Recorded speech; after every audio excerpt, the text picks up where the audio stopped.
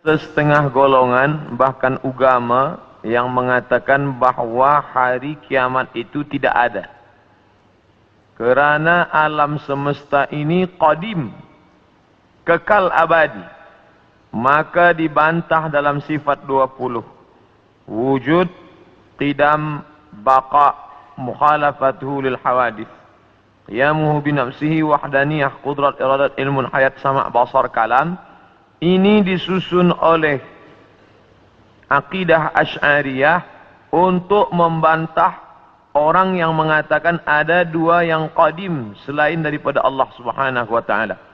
Yang wujud sebenar wujud Allah.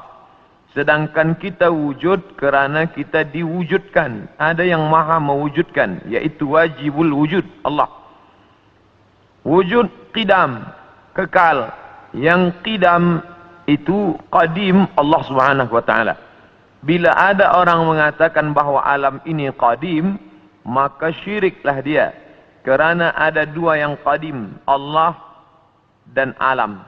Maka dalam Islam kita diajarkan an tu'mina billah wa malaikatihi wa kutubihi wa rusulihi wal yaumil akhir, bahawa dunia akan berakhir dan kita semua akan mati dan alam semesta ini akan hancur. Maka Syekh Muhammad Abduh memulai tafsir Al-Manar tidak dari Al-Fatihah, tapi daripada juzuk 30 Amma Yatasa'alun. Sebab juzuk 30 itu banyak bercerita tentang hari kiamat. Maknanya kalau orang diajak bercerita tentang awal Al-Baqarah, dia bercerita tentang alladzina yuqimuna as-salah wa yu'tuna az-zakah wa yunfiquna mimma. Ini semua cerita tentang ibadah. Bagaimana mungkin orang bercerita paham ingin beribadah kalau dia menyangka bahawa alam ini kekal dan abadi. Oleh sebab itu dalam Islam diajarkan bahawa alam ini akan binasa. Definisi makna alam, ma siwallah. Semua yang selain daripada Allah, alam. Saya, puan, tuan, alam semesta, ma siwallah. Maka semua akan binasa. Yang kekal abadi hanya Allah Subhanahu wa taala. Bila ada orang mengatakan alam ini kekal, maka bagaimana dengan dosa? Sedangkan kita berpahaman bila saya mati, bila saya ada dosa, maka saya akan diadili di mahkamah Allah Subhanahu wa taala. Selepas itu ada surga, ada neraka.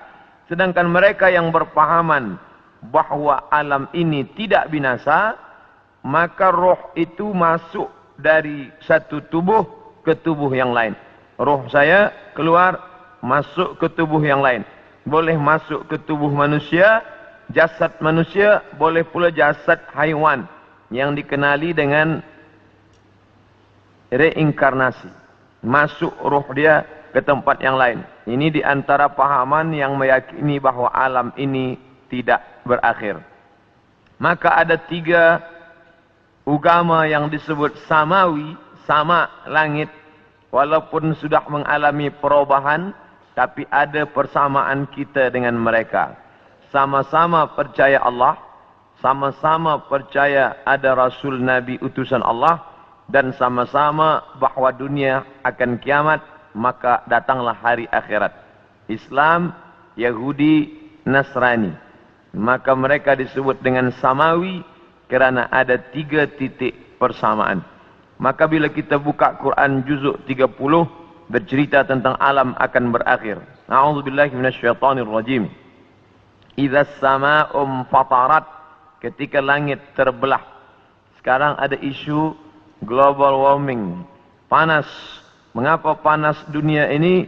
Mereka berkata bahawa lapisan yang melindungi kita di atas ozon mengalami penipisan atau bocor. Tapi yang terjadi, kata Allah SWT, idza as-samaa'u fatarat, langit terbelah. Sekarang bila ada batu besar yang akan menimpa kita dari luar, dia tidak akan mungkin sampai ke Kuala Lumpur. Sebab dia akan habis kerana ada lapisan yang dibangun Allah yang dibina. Dalam Al-Quran dikatakan, وَبَنَيْنَا فَوْقَكُمْ سَبْعًا شِدَادًا. Kami bina di atas itu, ada fauqakum di atas kamu, sab'an, 7 lapis, shidada, binaan yang kokoh dan kuat. Itulah mengapa kita sampai hari ini aman, tidak ada yang mengganggu dari atas. Dari bawah pula Allah berfirman dalam surat An-Naba juzuk 30 surah yang pertama, wal jibala autada, wal jibal bukit-bukit, autada sebagai pasak. Bila tiang khemah tidak mungkin tumbang kerana ada pasak, maka bumi ini pun sama dengan kain yang menutup meja. Inilah kerak bumi bagian atas, dia menutup meja. Sebenarnya dia bergerak. Mengapa dia tidak bergerak? Kerana ada paku-paku yang membuat dia terhunjam ke dalam sehingga dia tidak bergerak liar. Maka paku itu adalah wal jibala autada, bukit-bukit sebagai pakunya. Nanti sampai masanya paku itu akan tercabut.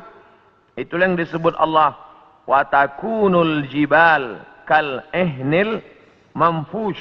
Bukit-bukit tercabut seperti bulu kambing dihembus angin. Bulu kambing dihembus angin, manakala bulu kambing dicukur ingin dibuat menjadi baju kain musim sejuk. Kerana orang Arab mengalami rihlatas syita, musim sejuk, wasaif, musim panas. Sejuk bersangatan, hanya bulu kambing yang boleh membuat tubuh menjadi tahan. Mereka cukur bulu kambing, diletakkan di atas tikar, datang angin kencang berhembus. Watakunul jibalu kal ihnil manfush. Bila bulu kambing, bila bukit-bukit yang besar itu tercabut seperti bulu kambing, maka bumi pun bergerak dan kita di atasnya pun bergoncang. Itulah yang dikatakan dalam Al-Quran, وَتَرَى النَّاسَ سُكَارًا. Engkau pandang manusia itu sukara, mabuk. وَمَا هُمْ بِسُكَارًا. Sebenarnya mereka tidak mabuk. Bila kita tengok ada orang mabuk, dia berjalan bergoncang, begitulah bayangan nanti hari kiamat terjadi. Wataran nasa sukara, engkau lihat mereka mabuk. Wa ma hum bisukara, sebenarnya bukan mereka itu mabuk. Walakinna azab Allahi syadid, tapi azab Allah amat sangat keras, sehingga seakan-akan mereka mabuk. Kerana bumi bergoncang, daun-daun bertiup, dan pokok-pokok kayu tumbang. Idza sama'um fatarat wa idzal kawakibun tasarat. Apa yang ada bintang gemintang seperti tasbih yang diputus, maka berjatuhanlah dia. Wa idzal biharu fujirat. 13 tahun yang lampau tsunami menyerang Aceh, meninggal lebih 200.000 orang. Itu baru satu pantai yang naik ke atas. Bagaimana bila idzal biharu fujirat, semua lautan ini naik ke darat? Kita tahu bahawa alam ini lebih banyak laut daripada darat. Nah, laut ini naik ke atas darat. Wa idzal biharu fujirat wa idzal quburu bu'athirat. Ketika yang dikubur dibangkitkan, alimat nafsun, maka saat itu sadarlah diri, ma qaddamat wa akharat, apa yang sudah dia lakukan. Itulah gambaran dalam Al-Quran dalam banyak surah. Idza syamsu kuwirat, ketika matahari digulung. Idza sama'um fatarat, kita langit terbelah.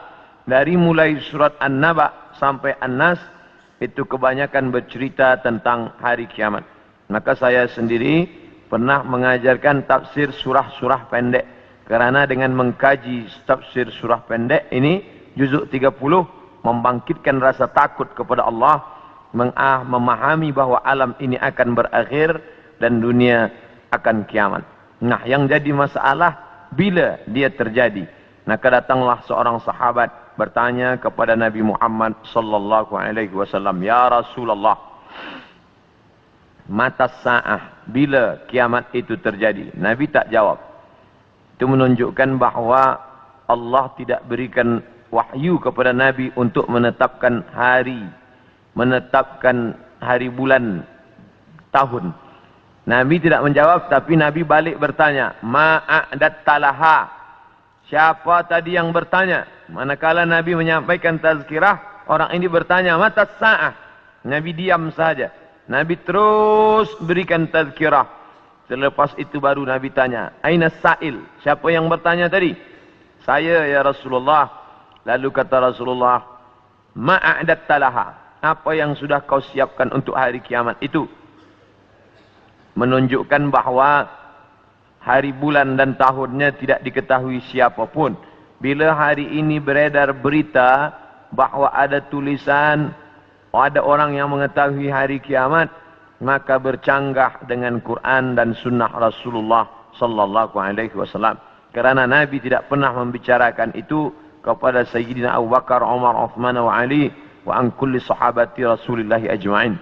Sedangkan Al-Quran jelas-jelas, a'udzubillahi minasyaitonir rajim, yas'alunaka 'anis sa'ati ayyana mursaha. Mereka bertanya kepada engkau tentang hari kiamat, bila terjadinya. La ya'lamuha illahu, tidak ada yang tahu kecuali hanya Allah Subhanahu wa ta'ala. Tapi masalah tanda-tandanya, maka Nabi banyak bercerita. Maka pada kesempatan ini kita akan bahaskan satu daripada banyak hadis diriwayatkan oleh Abdurrahman ibnu Sakhar ad-Dawsi, atau biasa dikenali dengan nama Abu Hurairah radhiyallahu an. Hadis ini ada dalam kitab Sahih Al-Bukhari. Apa kata Nabi? La taqumus sa'ah. Hari kiamat tidak akan terjadi hatta hingga yuqbadal ilmu. Yang pertama, dalam hadis ini ada 6 tanda. Ini yang akan kita bahaskan. Yang pertama, yuqbadal ilmu. Ilmu dicabut. Innallaha la yaqbidul ilma intiza'an. Allah tidak mencabut ilmu seperti mencabut pokok kayu dengan akarnya sekali. Lalu bagaimana ilmu itu tercabut? Bi mautil ulama, dengan meninggalnya ulama. Ketika Imam Syafi'i meninggal, maka berapa cabang ilmu hilang. Imam Syafi'i alim dalam bahasa Arab, Imam Syafi'i alim dalam tafsir, Imam Syafi'i alim dalam fiqh, Imam Syafi'i alim dalam hadis, bahkan bergelar Nasirus Sunnah. Imam Syafi'i yang pertama kali menyusun usul fiqh. Lalu kemudian ketika meninggal, masih ada digantikan oleh murid-muridnya, Al-Muzani, Al-Buwaiti, Rabi' Al-Muradi. Tapi kemudian makin ke bawah, maka hilanglah ilmu. Maka yang muncul orang jahil, yang kemudian dianggap sebagai orang berilmu. Wal'iyazubillah, na'udzubillah. Maka saya pribadi tak pernah berkata menurut paham saya, menurut pendapat saya, kerana saya takut tergolong dalam orang yang disebut Nabi al-juhala, orang jahil tapi seperti berilmu. Zahirnya orang menyangka berilmu, padahal tidak. Maka selalu saya mengambil pendapat ulama. Menurut pendapat Imam Syafi'i, menurut pendapat Imam An-Nawawi, menurut pendapat Ibnu Hajar Al-Asqalani, menurut Imam Az-Zahabi, menurut Imam Jalaluddin Abdul Rahman As-Suyuti, untuk menyelamatkan diri daripada juhala. Na'udzubillah. Maka nanti kata Nabi SAW, sebelum hari kiamat, bermunculanlah juhala kerana pandai berbicara, kerana berpakaian ulama. Al-juhala yalbisuna libasal ulama. Orang jahil tapi memakai pakaian ulama, pandai berbicara, lalu orang menyangka dia alim, padahal dia tak lebih daripada orang dhalla wa adalla, sesat dan menyesatkan. Sebenarnya kiamatnya sudah terjadi pada isinya, tapi alamnya belum kiamat besar. Maka kata ucapan Nabi SAW dalam suatu hadis, idza wussidal amru ila ghairi ahlihi, bila diberikan suatu perkara bukan kepada ahlinya, bukan kepada orang yang faham, fantaziris sa'ah, maka tunggulah kiamat. Makna kiamat di situ bukan kiamat alam semesta, tapi kiamat isinya. Bila pembinaan masjid ini diberikan kepada orang yang tidak pakar, tidak memiliki kepakaran pada bidang itu, fantaziris sa'ah, maka tunggulah sa'ah, kiamat, hari kiamat. Makna kiamat di situ bukanlah kiamat alamnya, tapi isinya sudah kiamat. Begitu juga dengan ucapan Nabi tentang masalah idza waqa'a ala ahadikumul qiyamah, bila terjadi kiamat pada salah seorang kamu, wa fi yadihi fasilah, di tangannya ada anak korma, falyaghrisha, tanamlah, karena dia akan menanam itu, lalu kemudian dia mati. Bagaimana mungkin kiamat terjadi pada satu orang? Maka makna kiamat dalam hadis ini, alamnya tidak kiamat, tapi orang itu mengalami kiamat, maknanya mati dia. Na'udzubillah. Oleh sebab itu maka bahwa kiamat sudah terjadi pada isinya, ya, kerana banyaknya orang jahil. Yang kedua, wa taksuruz zalazil, banyak terjadi zalazil, zilzal, gempa, zalazil, gempa.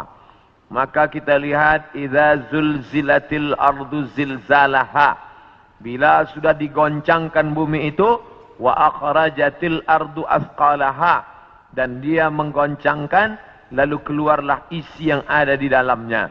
Dulu terjadi juga gempa, faj'alna 'aliyaha safilaha, kami jadikan bagian dalam naik ke atas, bagian atas turun ke bawah.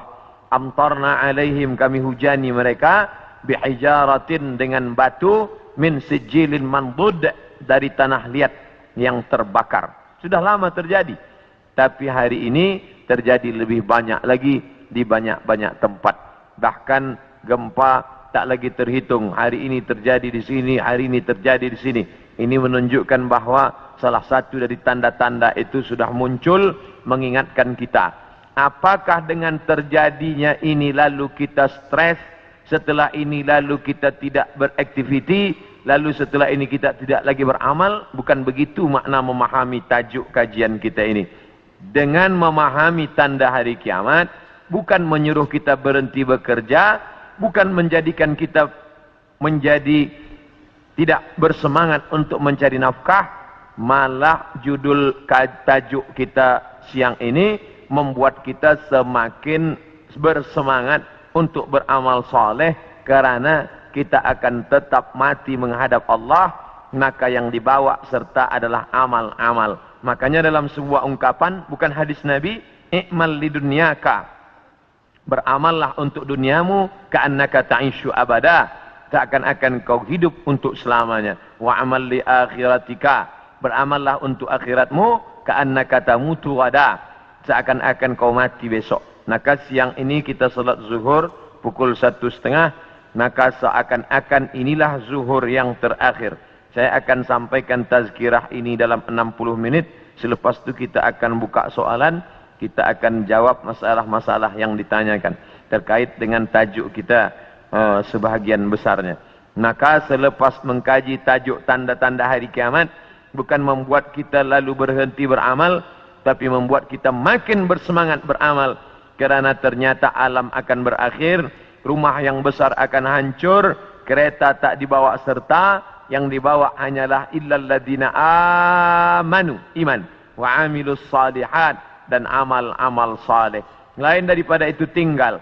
Maka bagi sesiapa saja yang ikut tajuk kajian kita ini, selepas ini bertambah amalnya, bertambah khusyuknya, bertambah takutnya, itulah orang yang berhasil. Adapun selepas ini tak ada perubahan apa-apa, biasa sahaja, maka termasuk orang-orang yang mubazir. Innal mubazzirina kanu ikhwana syayatin. Orang yang mubazir adalah ikhwan, saudara-saudara syaitan. Mengapa begitu? Dia sudah mubazir waktu, dia sudah mubazir energi, dia tidak mendapatkan manfaat apa-apa. Padahal ayat-ayat yang kita baca, idza tuliyat alaihim ayatuhu, kalau dibacakan ayat-ayat Allah, zadathum imana, bertambahlah imannya. Dari dua tanda ini ada perbezaan. Tanda yang pertama tidak tampak, ilmu dicabut. Tidak nampak mana ilmu yang dicabut, mana ilmu yang kekal. Yang kedua, zalazil, gempa. Ini nampak, bisa dirasakan. Berapa skala Richter? Ini semua orang tahu. Bahkan bergoncang. Ada kaca yang pecah, ada dinding rumah yang retak. Itu terjadi belakangan ini lebih banyak lagi signal pertanda bahwa Allah Subhanahu wa taala akan mengakhiri dunia ini. Lalu kemudian berikutnya adalah wa yataqarabuz zaman. Zaman, masa, waktu, yataqarab, saling mendekati. Apa makna saling mendekati? Tidak lagi terasa. Baru saja hari Jumat, esok hari kita sudah solat Jumat. Baru saja Idul Adha, kita sudah membeli kambing dan sapi untuk Idul Adha berikutnya. Baru saja lepas Idul Fitri, sudah bersiap-siap lagi hendak memasuki bulan Ramadan.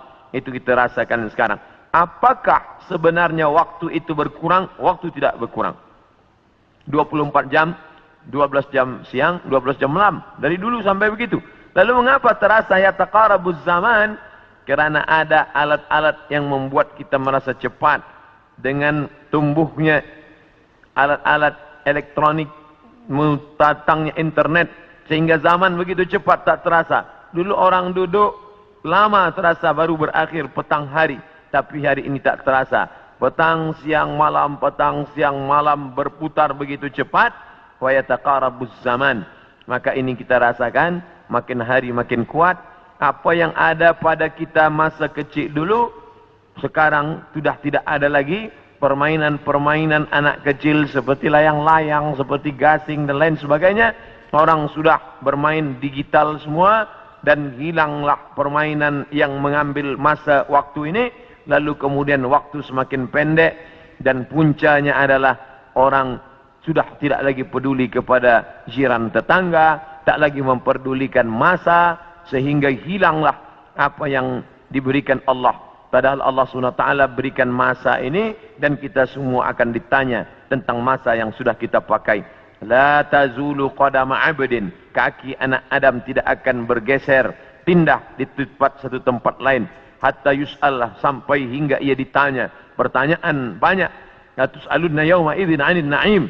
Kamu akan ditanya tentang banyak pertanyaan. Tapi satu di antara pertanyaan itu adalah an umrihi fima afnah. Umur kemana saja kamu pakai. Maka pertanyaan yang paling banyak tak dapat dijawab oleh manusia adalah umur, usia. Kemana saja kau pakai yang dititipkan Allah Subhanahu wa ta'ala. Wa yataqarabuz zaman, waktu semakin dekat. Yang keempat, wa tazharul fitan, banyak terjadi fitan. Fitan jamak daripada fitnah. Fitnah terjadi. Berbagai macam fitnah terjadi. Kita lihat ada fitnah Sunni Syiah, ada fitnah khalqil Quran, ada fitnah Ahmadiyah, ada fitnah Khawarij, ada fitnah Rafidah. Berbagai macam fitnah. Fitnah di grup WhatsApp, fitnah di Facebook, fitnah di Twitter, fitnah. Ini fitnah makin banyak. Dulu orang datang menceritakan aib orang lain, hanya berdua saja dia dengan jirannya. Hari ini orang berkelompok-kelompok membuat grup-grup fitnah.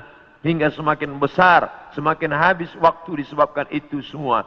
Dulu orang bila ingin memfitnah, maka dia datang ke suatu tempat. Tapi hari ini dia tidak keluar dari rumahnya, tapi dia sudah mampu menyebarkan fitnah-fitnah. Makna fitnah ada dua. Yang pertama, tohmah, tuduhan-tuduhan tanpa bukti. Yang kedua, makna fitnah adalah membunuh. Makna fitnah adalah menyiksa. Banyak penyiksaan. Berapa kali kita tidak sanggup menyaksikan video bagaimana penyiksaan muslimin di Rohingya. Bagaimana anak-anak gadis Rohingya dijual, lalu kemudian di India dijadikan sebagai orang-orang tidak baik. Bagaimana penyiksaan yang dilakukan oleh Burma kepada muslimin Arakan Rohingya.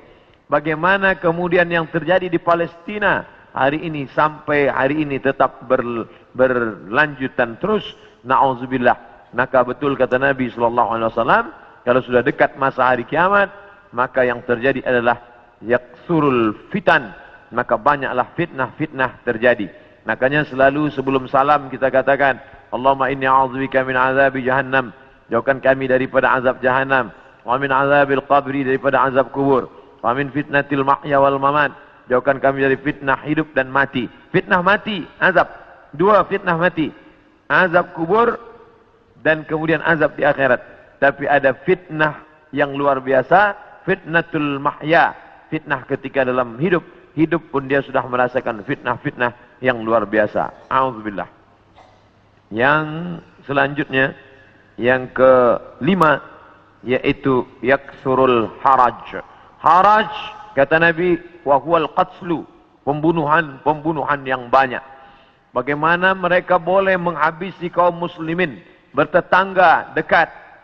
Slobodan Milosevic ingin menghabisi semua etnis Bosnia Hersek, habis semuanya. Itu terjadi tahun 90-an. Lalu kemudian sekarang berdamai. Lalu kemudian bagaimana pembantaian di Irak, dari sejak mulai Presiden Amerika sampailah yang terakhir, terus mereka membantai umat Islam. Lalu kemudian terjadi pula yang terakhir, tidak berakhir sampai hari ini, sampai Presiden Amerika mengatakan ini adalah ibu kota Israel. Dengan mengakui itu sebagai ibu kota Israel, maka semua orang yang berada di dalam itu tidak lagi diakui sebagai orang Palestina. Efek daripada itu adalah bahwa ini tidak lagi dianggap sebagai milik umat Islam, tapi justru sebagai orang Islam yang memiliki tempat ibadah di tanah orang kafir. Na'udzubillah.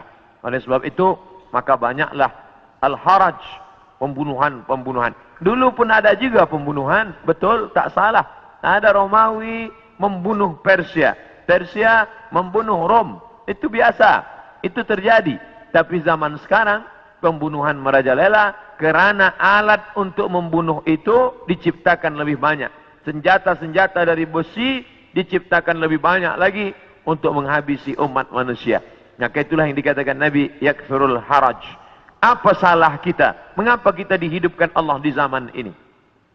Mengapa kita tak hidup di zaman Abu Bakar, Umar, Uthman wa Ali? Maka ada kabar gembira dari Nabi SAW. Al-ibadatu fil haraj. Orang yang tetap istiqamah beribadah fil haraj. Ketika banyak pembunuhan ini, tetap imannya kuat, tetap dia istiqamah. Kahijratin ilayya, seperti orang yang berhijrah kepada Nabi Muhammad sallallahu alaihi wasallam.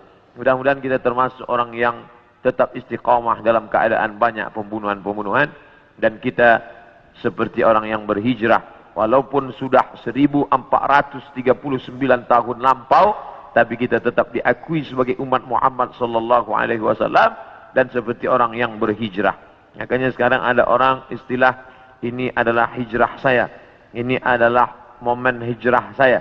Sebenarnya tidak lagi ada hijrah. La hijrata ba'dal fath. Setelah pembebasan kota Makkah, tidak lagi ada hijrah.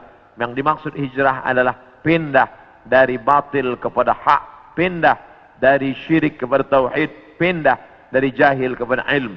Itulah makna daripada hijrah.